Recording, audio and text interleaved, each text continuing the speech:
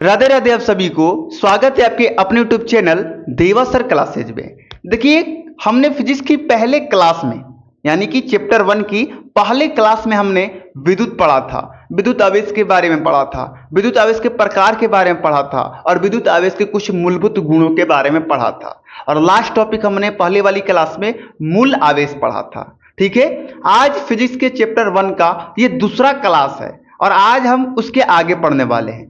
उसके आगे टॉपिक का नाम है वस्तु को आवेशित करने की विधि। वस्तु को पहले टॉपिक समझ लीजिए, उसके बाद हम आगे देखेंगे।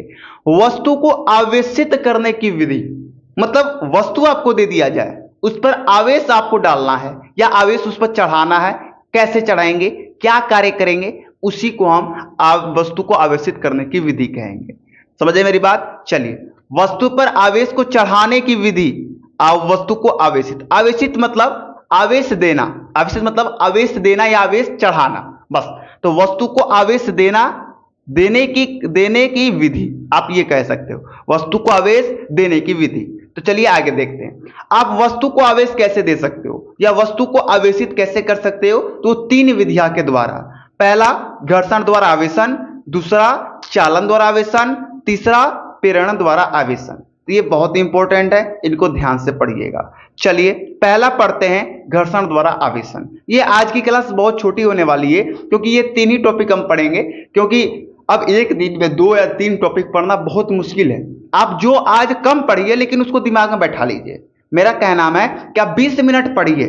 जैसे कॉफी पीते हो ना, तो क्या कहते हो, मम्मी कॉफी ऐसी बनाना ना कि पीने के बाद आधा घंटा तक लगे कि हाँ मैंने कॉफी पी है। तो उसी प्रकार आपको एक दिन में 20 मिनट ही पढ़ना है, लेकिन इतने बेहतरीन तरीके से पढ़ना है, इतना अच्छा पढ़ना है ना कि आपको भर दिन रात को सोने पर भी लगे ना कि हाँ मैंने आज पढ़ा है, बस और कुछ नहीं चाहिए। ठीक है, चलिए घर्षण द्वारा आवेशन पढ़ लेते हैं। जब 2 वस्तु को आपस में रगड़ते हैं तो किसी एक वस्तु से इलेक्ट्रॉन निकलकर दूसरे वस्तु में आ जाती है। जिस वस्तु से इलेक्ट्रॉन निकलती है उस पर ऋणावेश तथा जिस वस्तु में इलेक्ट्रॉन प्रवेश करती है उस पर ऋणावेश आ जाती है। अब देखिए, मैंने दोनों ऋणावेश लिख दिया है, यहां पर आप धनावेश कर लीजिए। धनावेश, ये धनावेश है, ठीक है, धनावेश कर लीजिएगा, गलती हो गई है। अब समझो, हम किसी 2 वस्तु को आपस में रगड़ेंगे। आपको तो मालूम है ना कि इलेक्ट्रॉन प्रोटॉन न्यूट्रॉन से परमाणु बनता है, परमाणु से अणु, अणु से पदार्थ। तो हम जब 2 पदार्थों को यानी कि 2 वस्तुओं को जब हम आपस में रगड़ते हैं तो किसी एक वस्तु से इलेक्ट्रॉन, क्योंकि इलेक्ट्रॉन से बना है वस्तु, तो किसी एक वस्तु से इलेक्ट्रॉन निकलकर दूसरे वस्तु में चला जाता है। समझो फिर से, जब हम 2 वस्तु को रगड़ते हैं, पहले यह ध्यान रखो कि वस्तु इलेक्ट्रॉन से बनता है, याद रखो एक बात, ठीक है, ये शॉर्टकट तरीका है मैं, ठीक है, क्योंकि वस्तु में परमाणु है, पदार्थ में परमाणु है, अब परमाणु के अंदर कौन है, इलेक्ट्रॉन है। चलिए, तो अब जब हम 2 वस्तु को आपस में रगड़ रहे हैं तो किसी एक वस्तु से इलेक्ट्रॉन निकलकर दूसरे वस्तु में चली जा रही है। तो जिस वस्तु से इलेक्ट्रॉन निकल रही है, ध्यान से समझो, हमारे शब्दों को तोड़ो, जिस वस्तु से इलेक्ट्रॉन निकल रही है उस पर कौन सी चार्ज आ जाएगी, धनावेश। चार्ज मतलब आवेश, ठीक है, इंग्लिश बोल रहा हूं तो थोड़ा कंफ्यूज मत होना। अब जिस वस्तु में इलेक्ट्रॉन आ रही है उस पर कौन सी आवेश आ जाएगी, ऋणावेश। हालांकि ये मैंने पहले क्लास में भी समझाया था। तो ये घर्षण द्वारा आवेशन, घर्षण में अंदर रगड़ना, घर्षण मतलब रगड़ना, रगड़ कर आवेश उत्पन्न करने की प्रक्रिया को घर्षण द्वारा आवेशन कहते हैं। आपको ये वाला लाइन नहीं लिखना है, ये जो मैंने लिखवाया है बस इसको लिख देना है, काम आपका हो जाएगा। चलिए दूसरा पढ़ते हैं, चालन द्वारा आवेशन। 1 मिनट, चलिए अब देखिए चालन द्वारा आवेशन। किसी अनावेशित वस्तु को आवेशित वस्तु के संपर्क में लाकर आवेशित करने की प्रक्रिया को चालन द्वारा आवेशन कहते हैं। अब ध्यान से समझिए, अनावेशित वस्तु मतलब कि जिस पर आवेश, जिस वस्तु पर आवेश ना हो उसे अनावेशित वस्तु कहेंगे। आवेशित वस्तु, जिस वस्तु पर आवेश हो उसे आवेशित वस्तु कहेंगे। मेरे साथ बोलिए, जिस वस्तु पर आवेश हो उसे आवेशित वस्तु कहेंगे और जिस वस्तु पर आवेश ना हो उसे अनावेशित वस्तु कहेंगे। एक बार और बोलिए, क्योंकि मैं जानता हूं इस 2 लाइन में कंफ्यूज आप हो रहे होंगे। जिस वस्तु पर आवेश हो उसे आवेशित वस्तु कहते हैं, जिस वस्तु पर आवेश ना हो उसे अनावेशित वस्तु कहते हैं। अब हुआ क्लियर? देखिए, तो किसी अनावेशित वस्तु को, यानी जिस पर आवेश ना हो, उसको आवेशित वस्तु के संपर्क में, मतलब पास में लाकर आवेशित करने की प्रक्रिया को चालन द्वारा आवेशन कहते हैं। चलिए ध्यान से समझिए। ये मेरे पास एक ढक्कन है और ये एक पेन है। मान लीजिए ये अनावेशित वस्तु है, मतलब इस पर आवेश नहीं है। इस ढक्कन पर आवेश है, आवेशित ये वस्तु है। एक बार समझिए। अरे डगड़ो मत, समझाने दो। चलो ध्यान दीजिए। इस कलम पर आवेश नहीं है, इस कलम पर आवेश नहीं है, यानी कि ये अनावेशित है। इस कलम पर आवेश है, यानी कि ये आवेशित है।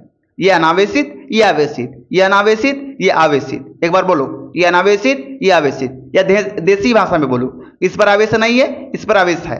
अब इन दोनों को पास में लाकर, यहां पर पास में लाकर सटा दिया, तब इस पर के जो आवेश है ना, ये इस पर आ जाएंगे। अब ये भी आवेशित हो जाएगा। तो इसी प्रक्रिया को हम चालन द्वारा आवेशन कहते हैं। देखो ध्यान से समझो, एक बार और समझो, नहीं समझ में आ रहा बार बार समझो, लेकिन हार मत मानो। इस वस्तु पर आवेश है, इस पेन पर आवेश नहीं है, सॉरी, इस पेन पर आवेश नहीं है। इस ढक्कन पर आवेश है। इस ढक्कन को हमने इस पेन में सटा दिया, इस ढक्कन पर जो आवेश था वो इस पेन में चला जाएगा। तो ये वस्तु आवेशित हुई कि नहीं, और इसी प्रक्रिया को हम चालन द्वारा आवेशन कहते हैं। मतलब अनावेशित वस्तु को आवेशित वस्तु को पास में सटाकर आवेशित करने की प्रक्रिया को चालन द्वारा आवेशन कहते हैं। क्लियर हो गया होगा मेरे अंदाज से। चलिए अब ध्यान दीजिए। प्रेरण द्वारा आवेशन, ये बहुत आसान है। ये डायरेक्ट चालन द्वारा आवेशन का विपरीत है।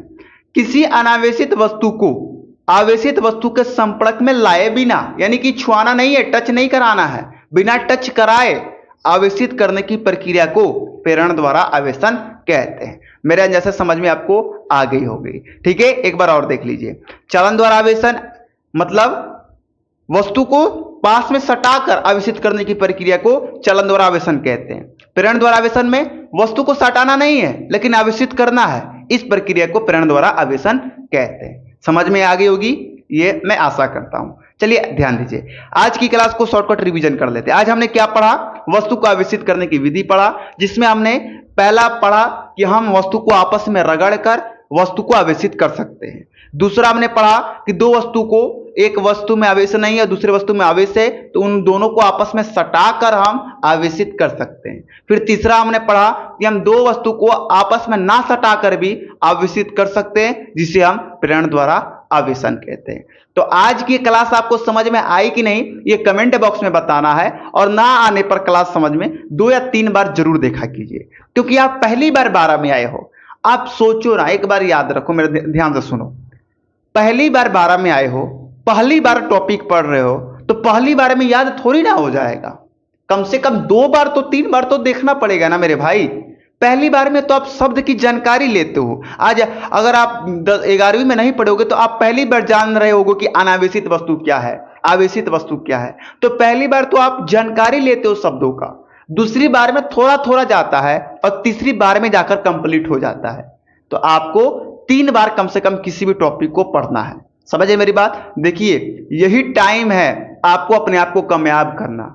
ठीक है। और एक बात और, यदि आप इंस्टाग्राम यूज करते हैं तो हमारा एक इंस्टाग्राम आईडी है श्रीजी मोटिवेशन। श्रीजी हमारे राधा रानी का नाम है, आपको तो मालूम है।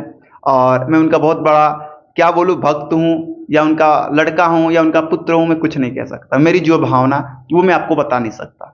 ठीक है। तो इंस्टाग्राम पर हमारी एक चैनल है श्रीजी मोटिवेशन, उसका लिंक मैं आपको डिस्क्रिप्शन में या कमेंट बॉक्स में दे दूंगा। उसको जाकर फॉलो करना है। वहां पर आपको क्या मिलेगा, वहां पर डेली कुछ अच्छे आपको डेली कीबोर्ड मिलेंगे।